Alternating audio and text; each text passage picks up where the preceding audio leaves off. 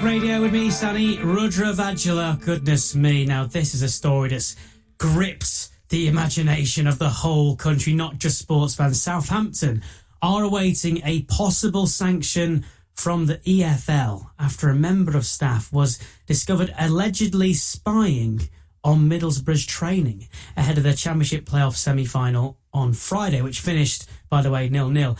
Not only that, they were spotted, got in a panic, ran away, and then tried to get into a second disguise. Football managers up and down the land are tuned in to us right now on Track Radio because we've got someone who could tell you how to do it properly. An actual real-life private detective, Harry Watts from Answers Investigations, joins us. So many questions, Harry, but you do something that's basically out of a film, you know, Dick Tracy, Cormoran Strike. How do you become a private detective?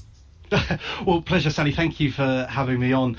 Good to speak with you. Yes, so a private investigator, a lot of times people think that a private investigator tends to be the retired police officer, someone who's done 30 years in the force, they take their skills and they become a private investigator.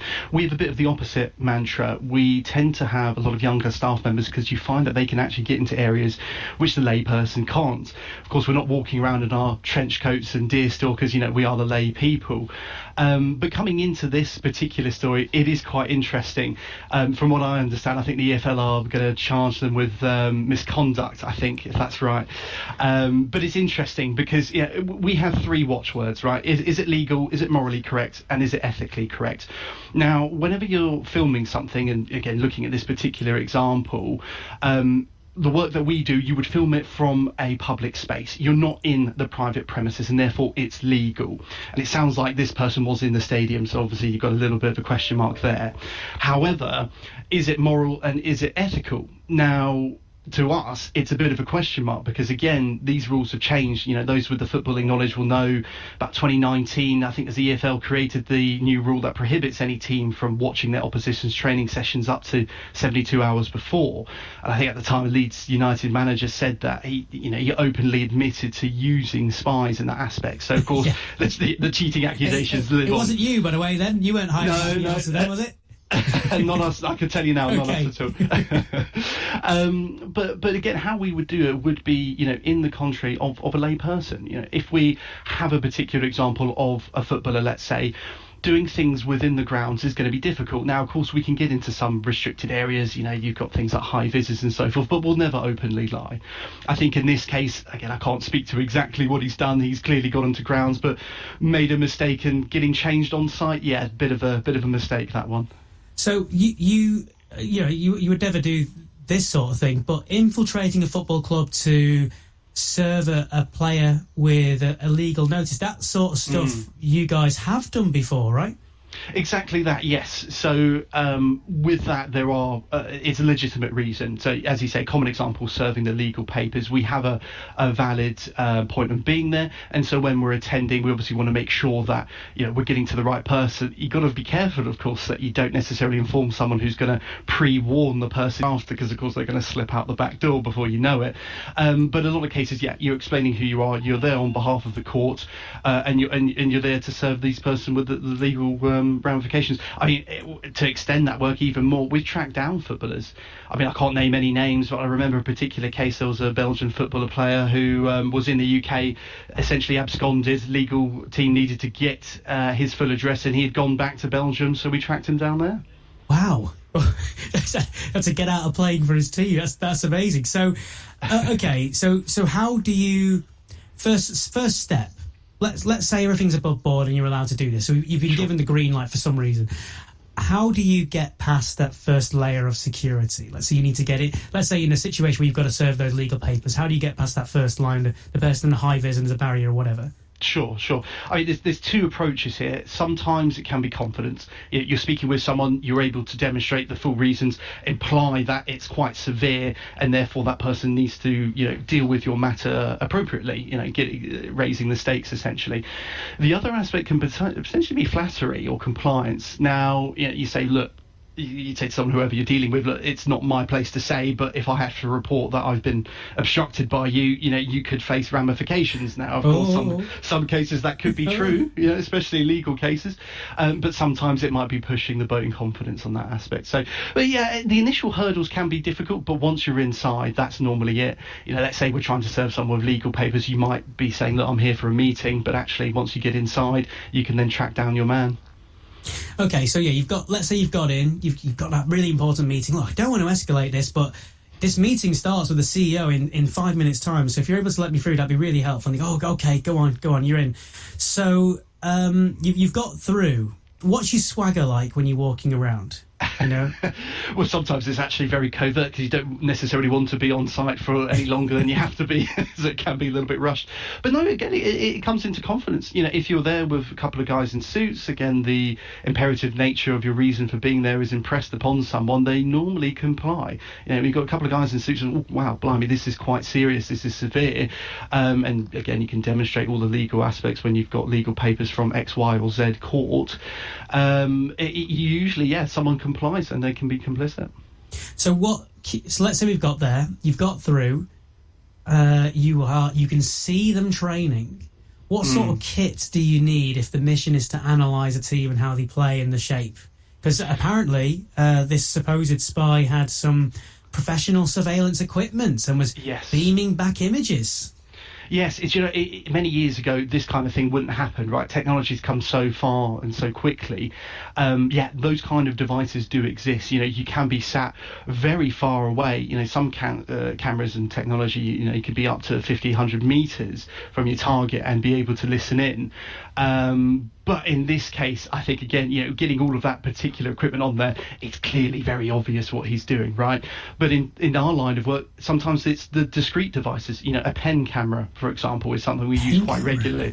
Indeed. So it fits into your shirt pocket. It looks like an ordinary pen, but it's a covert undercover camera. So you may use this if you're perhaps doorstepping someone where you're not sure what responses you're going to get and you need to perhaps ascertain a photograph of someone. So those kind of close contact technologies are very helpful. But from distance, you've got your SLR, you've got your long range cameras. But again, I think it comes into this particular aspect of if it's morally or ethically correct. Because again, if you're being in those grounds, it's a civil aspect of trespass, right? There's no criminal aspects unless you start causing damage to the property or you're on a military ground, for example.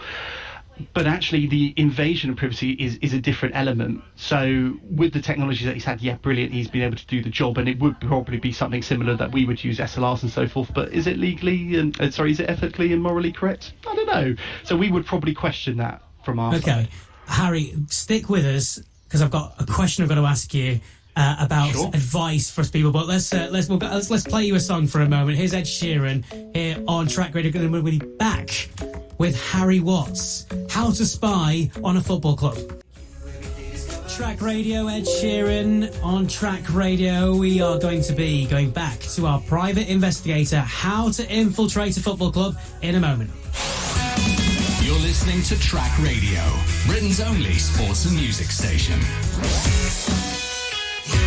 So if you missed the story, allegedly Southampton had a spy, an analyst, looking over the Middlesbrough training camp ahead of what became the 0-0 draw in the Championship first leg playoff. Remember, the winner of that gets to Wembley, the winner of that gets to the Premier League, so the stakes are high. How could that sleuth have done it a little bit better? Because they were supposedly spotted, tried to get changed, got caught, and now the EFL are investigating. We've got our very own actual real-life private eye from Answers Investigations, Harry Watts, with us at the moment. Harry, and just before, Ed Sheeran, we were talking about the layers of getting through. And you've got there, you've got through, you've got your surveillance equipment set up, you've got your long lens camera, you've got your video beaming back. Let's say you have managed to do all that, you're hiding in the bush or whatever this person supposedly did, and you get spotted. What next? It's a good point because, again, I think coming back to what we were saying about the aspects of trespass versus any criminal aspects, if you're dealing with something where there might be a question, or you're dealing with police officers and so forth, you need to be telling the truth, who you are and what you do. Now, I think in this gentleman's case, getting spotted, getting changed, obviously has caused quite a bit of a problem for him. Definitely wouldn't advise doing that if you're going to do it again. But it depends. I think a lot of times, if you take the world footballing, you've got spotters, you've got these people who come and do this on a regular basis, right? You can go and say what you're doing and who you are. You're going to be removed from the grounds either way, so perhaps being honest is good. But the other side of the coin is you might want a little white lie. You might want to be saying that you're there capturing social media or so forth. If someone's unable to prove exactly who you are, you might be able to get away with it that way. But normally, if you're caught, especially on grounds such as that, I think the game is up mostly, to be honest with you. There's no point digging yourself a rather larger hole, especially if you've got all of the cameras and equipment with you. But no, I mean, it comes back to my point earlier. You get in and you get out. You get the job done as quickly as possible without revealing, and actually without talking to too many people, reducing that level of interaction. Okay, so it sounds like, I'm there going, with my costume changes and maybe a different accent and saying hello to everyone, like, I'm there. But you're saying the mission here is to do the exact opposite: less bull in a china shop, more a secret squirrel scurrying around the place. Yeah, exactly. I wouldn't necessarily say we're sort of hiding in plain sight, but it's near enough to the point. If you act like you belong on the premises, if you are part of the team, whatever shape or format that falls in, chances are no one's really going to question that. If you start going in with this overt nature, or bringing in excessive amounts of equipment, chances are someone's going to stop and question that. Goes back to that point of the high vis again. Sometimes when you're walking in somewhere, all you need is a high vis to brush past whoever may be in your way. Acting like you belong there.